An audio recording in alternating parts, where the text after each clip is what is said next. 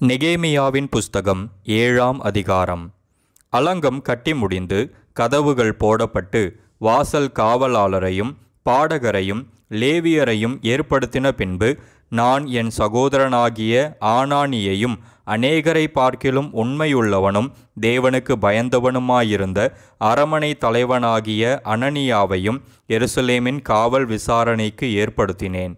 அவர்களை நோக்கி, வெயில் ஏறு மட்டும் எருசலேமின் வாசல்கள் திறக்கப்பட வேண்டாம்.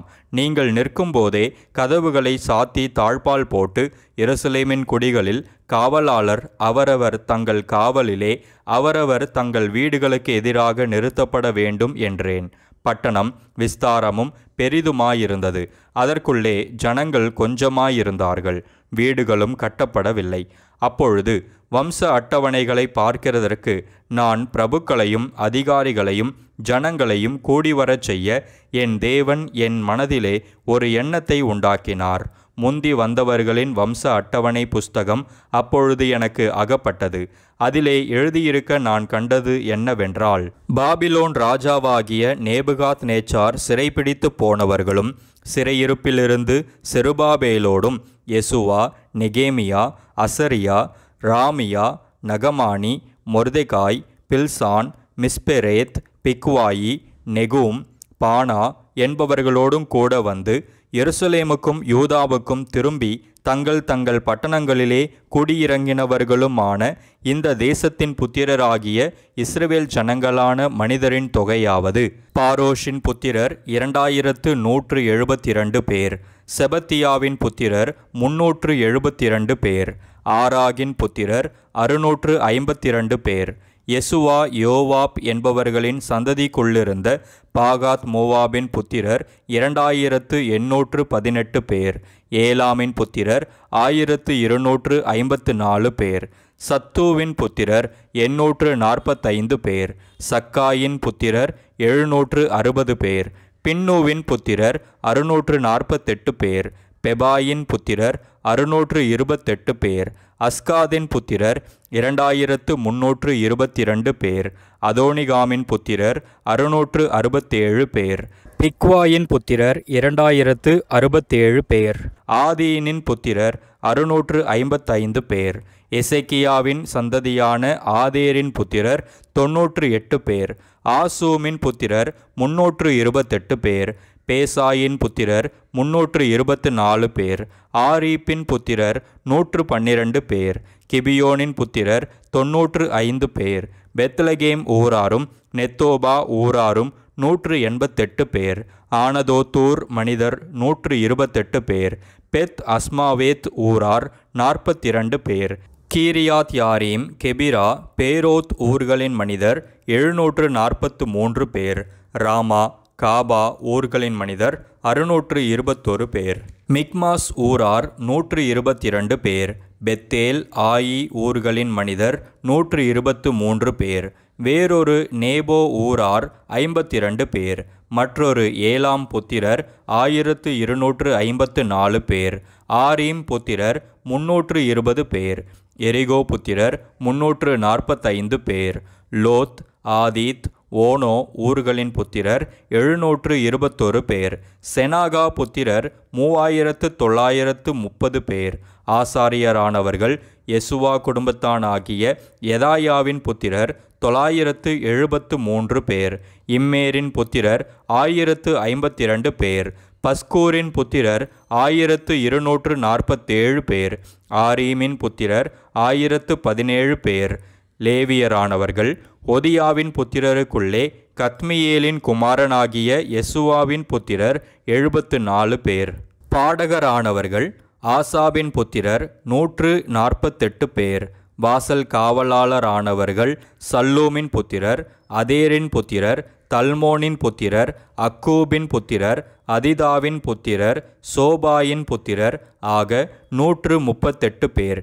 நிதனீமியரானவர்கள் சீகாவின் புத்திரர், அசுபாவின் புத்திரர், தபாகோத்தின் புத்திரர், கேரோசின் புத்திரர், சீயாவின் புத்திரர், பாதோனின் புத்திரர், லெபானாவின் புத்திரர், அகாபாவின் புத்திரர், சல்மாயின் புத்திரர், ஆனானின் புத்திரர், கித்தேலின் புத்திரர், காகாரின் புத்திரர், ராயாகின் புத்திரர், ரேத்சீனின் புத்திரர், நெகோதாவின் புத்திரர், காசாமின் புத்திரர், ஊசாவின் புத்திரர், பாசையாகின் புத்திரர், பேசாயின் புத்திரர், மெயுனீமின் புத்திரர், நெபிஷசீமின் புத்திரர், பக்பூக்கின் புத்திரர், அகுபாவின் புத்திரர், அர்கூரின் புத்திரர், பஸ்லீதின் புத்திரர், மெகிதாவின் புத்திரர், அர்ஷாவின் புத்திரர், பர்கோசின் புத்திரர், சிசெராவின் புத்திரர், தாமாவின் புத்திரர், நெத்சியாகின் புத்திரர், அதிபாவின் புத்திரர், சாலமோனுடைய வேலைக்காரரின் புத்திரரானவர்கள், சோதாயின் புத்திரர், சொபெரேத்தின் புத்திரர், பெரிதாவின் புத்திரர்,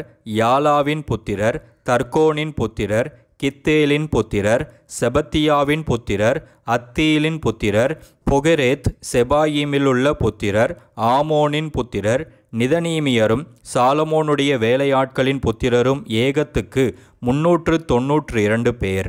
தெல் மெலாகிலும் தெல் அர்சாவிலும் கேருபிலும் ஆதோனிலும் இம்மேரிலும் இருந்து வந்தும் தாங்கள் இஸ்ரவேலர் என்று தங்கள் பிதாக்களின் வம்சத்தையும் தங்கள் பூர்வோத்தரத்தையும் சொல்ல மாட்டாமல் இருந்தவர்கள் தெலாயாவின் புத்திரர், தொபியாவின் புத்திரர், நெகோதாவின் புத்திரர் ஆக 642 பேர். ஆசாரியர்களில் அபாயாவின் புத்திரர், கோசின் புத்திரர், கிளையாத்தியனான பர்சில்லாயின் குமாரத்திகளில் ஒருத்தியை விவாகம் பண்ணி அவர்கள் வம்ச நாமம் தரிக்கப்பட்ட பர்சில்லாயின் புத்திரர். இவர்கள் தங்கள் வம்ச அட்டவணையை தேடி அதை காணாமற் போய் ஆசாரிய ஊழியத்துக்கு விலக்கமானவர்கள் என்று எண்ணப்பட்டார்கள். ஊரீம் தும்மீம் என்பவைகளுள்ள ஒரு ஆசாரியன் எழும்பு மட்டும் அவர்கள் மகா பரிசுத்தமானதிலே புசிக்கத்தகாதென்று திர்ஷாதா அவர்களுக்கு சொன்னான். சபையார் எல்லாரும் ஏகத்துக்கு 40360 பேராயிருந்தார்கள். அவர்களை தவிர 7337 பேரான அவர்களுடைய வேலைக்காரரும் வேலைக்காரிகளும் 245 பாடகரும் பாடகிகளும் அவர்களுக்கு இருந்தார்கள். அவர்களுடைய குதிரைகள் 736, அவர்கள் கோவேறு கழுதைகள் 245, ஒட்டகங்கள் 435, கழுதைகள் 6720. வம்ச தலைவரில் சிலர் வேலைக்கென்று கொடுத்ததாவது: திர்ஷாதா 1000 தங்க காசையும் 50 கலங்களையும் 530 ஆசாரிய வஸ்திரங்களையும் பொக்கிஷத்துக்கு கொடுத்தான். வம்சத்தலைவரில் சிலர் வேலையின் பொக்கிஷத்துக்கு 20,000 தங்க காசையும் 2200 ராத்தல் வெள்ளியையும் கொடுத்தார்கள். மற்ற ஜனங்கள் 20,000 தங்க காசையும் 2000 ராத்தல் வெள்ளியையும் 67 ஆசாரிய வஸ்திரங்களையும் கொடுத்தார்கள். ஆசாரியரும் லேவியரும் வாசல் காவலாளரும் பாடகரும் ஜனங்களில் சிலரும் நிதனீமியரும் இஸ்ரவேலர் அனைவரும் தங்கள் தங்கள் பட்டணங்களில் குடியேறினார்கள். 7ஆம் மாதமான போது இஸ்ரவேல் புத்திரர் தங்கள் பட்டணங்களில் இருந்தார்கள். நெகேமியாவின் புஸ்தகம் 8ஆம் அதிகாரம். ஜனங்கள் எல்லாரும் தண்ணீர் வாசலுக்கு முன்னான வீதியிலே ஒருமனப்பட்டு கூடி கர்த்தர் இஸ்ரவேலுக்கு கற்பித்த மோசேயின் நியாயப்பிரமாண புஸ்தகத்தை கொண்டு வர வேண்டுமென்று வேதபாரகனாகிய எஸ்ராவுக்கு சொன்னார்கள். அப்படியே 7ஆம் மாதம் 1 தேதியில் ஆசாரியனாகிய எஸ்ரா நியாயப்பிரமாணத்தை புருஷரும் ஸ்திரீகளும் கேட்டு அறியத்தக்க அனைவருமாகிய சபைக்கு முன்பாக கொண்டு வந்து தண்ணீர் வாசலுக்கு முன்னான வீதிக்கு எதிரே இருந்து காலமே தொடங்கி மத்தியானம் மட்டும் புருஷருக்கும் ஸ்திரீகளுக்கும் கேட்டு அறியத்தக்க மற்றவர்களுக்கும் முன்பாக அதை வாசித்தான். சகல ஜனங்களும் நியாயப்பிரமாண புஸ்தகத்திற்கு கவனமாய் செவி கொடுத்தார்கள். வேதபாரகனாகிய எஸ்ரா அதற்கென்று மரத்தால் செய்யப்பட்ட ஒரு பிரசங்க பீடத்தின் மேல் நின்றான். அவன் அண்டையில் அவனுக்கு வலது பக்கமாக மத்தித்தியாவும் செமாவும் அனாயாவும் உரியாவும் இல்கியாவும் மாசையாவும், அவனுக்கு இடது பக்கமாக பெதாயாவும் மீசவேலும் மல்கியாவும் அசூமும் அஸ்பதானாவும் சகரியாவும் மெசுல்லாமும் நின்றார்கள். எஸ்ரா சகல ஜனங்களுக்கும் உயர நின்று சகல ஜனங்களும் காண புஸ்தகத்தை திறந்தான். அவன் அதை திறந்தபோது ஜனங்கள் எல்லாரும் எழுந்து நின்றார்கள். அப்பொழுது எஸ்ரா மகத்துவமுள்ள தேவனாகிய கர்த்தரை ஸ்தோத்தரித்தான். ஜனங்கள் எல்லாரும் தங்கள் கைகளை குவித்து அதற்கு மறுமொழியாக ஆமேன் ஆமேன் என்று சொல்லி குனிந்து முகங்குப்புற விழுந்து கர்த்தரை பணிந்து கொண்டார்கள். யெசுவா, பானி, செரபியா, யாமின், அக்கூப், சபெதாயி, ஒதியா, மாசையா, கேலிதா, அசரியா, யோசபாத், ஆனான், பெலாயா என்பவர்களும் லேவியரும் நியாயப்பிரமாணத்தை ஜனங்களுக்கு விளங்க பண்ணினார்கள். ஜனங்கள் தங்கள் நிலையிலே நின்றார்கள்.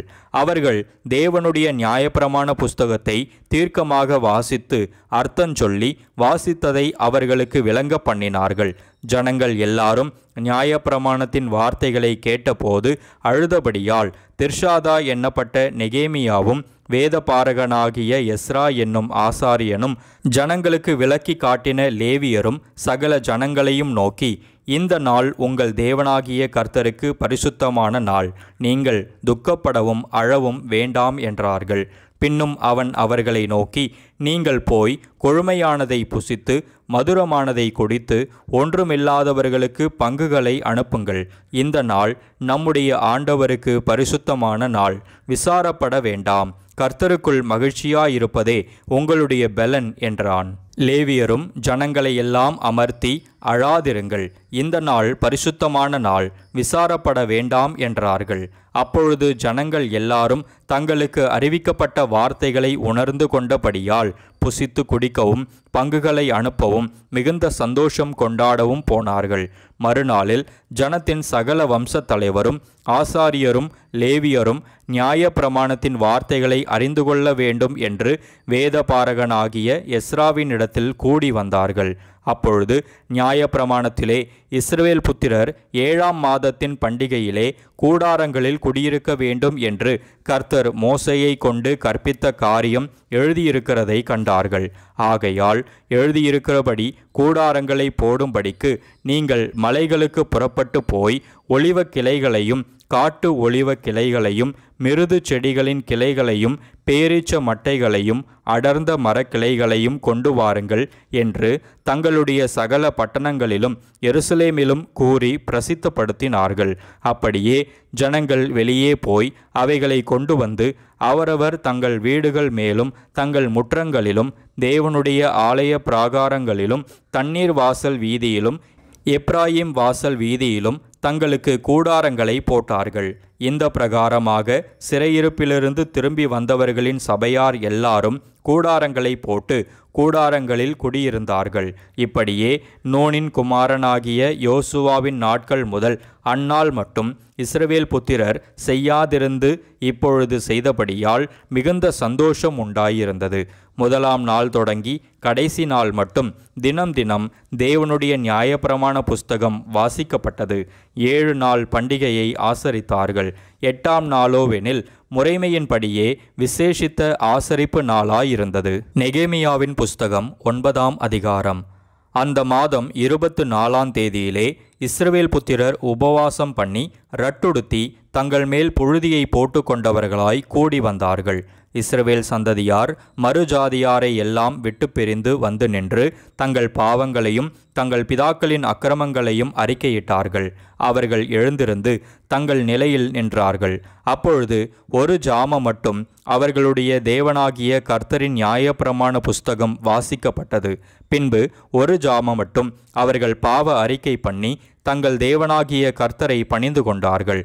யெசுவா, பானி, கத்மியேல், செப்பனியா, புன்னி, செரபியா, பானி, கெனானி என்பவர்கள் லேவியருடைய படிகளின் மேல் நின்று தங்கள் தேவனாகிய கர்த்தரை நோக்கி மகா சத்தமாய் ஓலமிட்டார்கள்.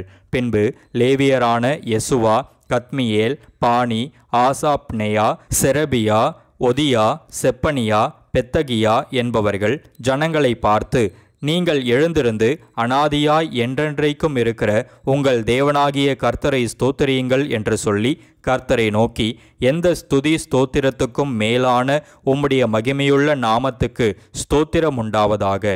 நீர் ஒருவரே கர்த்தர். நீர் வானங்களையும் வானாதி வானங்களையும் அவைகளுடைய சர்வ சேனைகளையும் பூமியையும் அதிலுள்ள எல்லாவற்றையும் சமுத்திரங்களையும் அவைகளிலுள்ள எல்லாவற்றையும் உண்டாக்கினீர். அவைகளை எல்லாம் நீர் காப்பாற்றுகிறீர். வான சேனைகள் உம்மை பணிந்து கொள்ளுகிறது. ஆபிராமை தெரிந்து கொண்டு அவனை ஊர் என்னும் கல்தேயரின் பட்டணத்திலிருந்து புறப்பட பண்ணி அவனுக்கு ஆபிரகாம் என்னும் பெயரிட்ட தேவனாகிய கர்த்தர் நீர். அவன் இருதயத்தை உமக்கு முன்பாக உண்மையுள்ளதாக கண்டு கானானியர், ஏத்தியர், எமோரியர், பெரிசியர், எபூசியர், கிர்காசியருடைய தேசத்தை அவன் சந்ததிக்கு கொடுக்கும்படி அவனோடு உடன்படிக்கை பண்ணி உம்முடைய வார்த்தைகளை நிறைவேற்றினீர். நீர் நீதியுள்ளவர். எகிப்திலே எங்கள் பிதாக்கள் அனுபவித்த சிறுமையை நீர் கண்டு சிவந்த சமுத்திரத்தில் அவர்கள் கூப்பிடுதலை கேட்டீர். பார்வோனிடத்திலும் அவனுடைய எல்லா ஊழியக்காரரிடத்திலும் அவன் தேசத்தின் சகல ஜனத்தினிடத்திலும் அடையாளங்களையும் அற்புதங்களையும் செய்தீர். அவர்கள் உமது ஜனங்களை அகந்தையாய் நடத்தினார்கள் என்பதை அறிந்திருந்தீர். இப்படியே இந்நாள் வரைக்கும் இருக்கிறபடி உமக்கு கீர்த்தியை உண்டாக்கினீர். நீர் அவர்களுக்கு முன்பாக சமுத்திரத்தை பிரித்ததினால் கடலின் நடுவாக கால் நனையாமல் நடந்தார்கள். வலுவான தண்ணீர்களிலே கல்லை போடுகிறது போல அவர்களை தொடர்ந்தவர்களை ஆழங்களிலே போட்டுவிட்டீர். நீர் பகலிலே மேகஸ்தம்பத்தினாலும் அவர்கள் நடக்க வேண்டிய வழியை அவர்களுக்கு வெளிச்சமாக்க இரவிலே அக்கினி ஸ்தம்பத்தினாலும் அவர்களை வழிநடத்தினீர். நீர் சீனாய் மலையிலிறங்கி வானத்திலிருந்து அவர்களோடே பேசி அவர்களுக்கு செம்மையான நீதி நியாயங்களையும் நல்ல கட்டளைகளும் கற்பனைகளும் ஆகிய உண்மையான பிரமாணங்களையும் கொடுத்தீர். உமது பரிசுத்த ஓய்வு நாளை அவர்களுக்கு தெரியப்படுத்தி உமது தாசனாகிய மோசேயை கொண்டு அவர்களுக்கு கற்பனைகளையும் கட்டளைகளையும் நியாய பிரமாணங்களையும் கற்பித்தீர். அவர்கள் பசிக்கு வானத்திலிருந்து அப்பம் கொடுத்து அவர்கள் தாகத்துக்கு கண்மலையிலிருந்து தண்ணீர் புறப்பட பண்ணி நீர் அவர்களுக்கு கொடுப்பேன் என்று ஆணையிட்ட தேசத்தை சுதந்தரித்து கொள்ள பிரவேசியுங்கள் என்று அவர்களுக்கு சொன்னீர். எங்கள் பிதாக்களாகிய அவர்களோ அகங்காரமாய் நடந்து தங்கள் கழுத்தை கடினப்படுத்தி உம்முடைய கற்பனைகளுக்கு செவிகொடாதே போனார்கள். அவர்கள் செவி கொடுக்க மனதில்லாமலும் அவர்களிடத்திலே நீர் செய்த உம்முடைய அற்புதங்களை நினையாமலும் போய் தங்கள் கழுத்தை கடினப்படுத்தி தங்கள் அடிமைத்தனத்துக்கு திரும்பும்படிக்கு அவர்கள் கலகம் பண்ணி ஒரு தலைவனை ஏற்படுத்தினார்கள். ஆகிலும் வெகுவாய் மன்னிக்கிறவரும் இரக்கமும் மன உருக்கமும் நீடிய சாந்தமும் மகா கிருபையுள்ளவருமான தேவனாகிய நீர் அவர்களை கைவிடவில்லை. அவர்கள் வார்ப்பிக்கப்பட்ட ஒரு கன்றுக்குட்டியை தங்களுக்கு உண்டாக்கி இது உன்னை எகிப்திலிருந்து கொண்டு வந்த உன் தெய்வம் என்று சொல்லி கோபமூட்டத்தக்க பெரிய அக்கிரமங்களை செய்திருந்தாலும் நீர் உம்முடைய மிகுந்த மன உருக்கத்தின்படியே அவர்களை வனாந்தரத்திலே கைவிடவில்லை. அவர்களை வழிநடத்த பகலிலே மேகஸ்தம்பமும் அவர்களுக்கு வெளிச்சத்தையும் அவர்கள் நடக்க வேண்டிய வழியையும் காட்ட இரவிலே அக்கினி ஸ்தம்பமும் அவர்களை விட்டு விலகவில்லை. அவர்களுக்கு அறிவை உணர்த்த உம்முடைய நல் ஆவியை கட்டளையிட்டீர். அவர்கள் வாய்க்கு உம்முடைய மன்னாவை அருளி அவர்கள் தாகத்துக்கு தண்ணீரை கொடுத்தீர். இப்படி 40 வருஷமாக வனாந்தரத்தில் அவர்களுக்கு ஒன்றும் குறைவுபடாதபடிக்கு அவர்களை பராமரித்து வந்தீர். அவர்கள் வஸ்திரங்கள் பழமையாய் போகவும் இல்லை, அவர்கள் கால்கள் வீங்கவும் இல்லை. அவர்களுக்கு ராஜ்யங்களையும் ஜனங்களையும் ஒப்புக்கொடுத்து அவைகளை எல்லை எல்லையாக அவர்களுக்கு பங்கிட்டீர். எஸ்போனின் ராஜாவாகிய சீகோனின் தேசத்தையும் பாசானின் ராஜாவாகிய ஓகின் தேசத்தையும் கட்டி கொண்டார்கள். அவர்கள் பிள்ளைகளை வானத்து நட்சத்திரங்களைப் போல பெருக பண்ணி சுதந்தரித்து கொள்ளும்படி நீர் அவர்கள் பிதாக்களுக்கு சொன்ன தேசத்திலே அவர்களை அழைத்து வந்தீர். அப்படியே பிள்ளைகள் உட்பிரவேசித்து தேசத்தை சுதந்தரித்து கொண்டார்கள். நீர் அவர்களுக்கு முன்பாக தேசத்தின் குடிகளாகிய கானானியரை தாழ்த்தி அவர்களையும் அவர்கள் ராஜாக்களையும் தேசத்தின் ஜனங்களையும் தங்கள் இஷ்டப்படி செய்ய அவர்கள் கையிலே ஒப்பு கொடுத்தீர். அவர்கள் அரணான பட்டணங்களையும் செழுமையான பூமியையும் கட்டிக்கொண்டு சகலவித உடைமைகள் நிறைந்த வீடுகளையும் வெட்டப்பட்ட துறவுகளையும் ஏராளமான திராட்சை தோட்டங்களையும் ஒலிவ தோப்புகளையும் கனி கொடுக்கும் விருட்சங்களையும் சுதந்தரித்து கொண்டு புசித்து திருப்தியாகி கொழுத்து உம்முடைய பெரிய தயையினால் செல்வமாய் வாழ்ந்தார்கள். ஆனாலும் அவர்கள் கீழ்ப்படியாதவர்களாகி உமக்கு விரோதமாய் கலகம் பண்ணி உம்முடைய நியாய பிரமாணத்தை தங்களுக்கு புறம்பே எறிந்துவிட்டு தங்களை உம்மிடத்தில் திருப்பும்படி அவர்களை திட சாட்சியாய் கடிந்து கொண்ட உம்முடைய தீர்க்கதரிசிகளை கொன்று போட்டு கோபமூட்டுகிற பெரிய அக்கிரமங்களை செய்தார்கள். ஆகையால் அவர்களை நெருக்குகிற அவர்கள் சத்துருக்களின் கையில் அவர்களை ஒப்பு கொடுத்தீர்.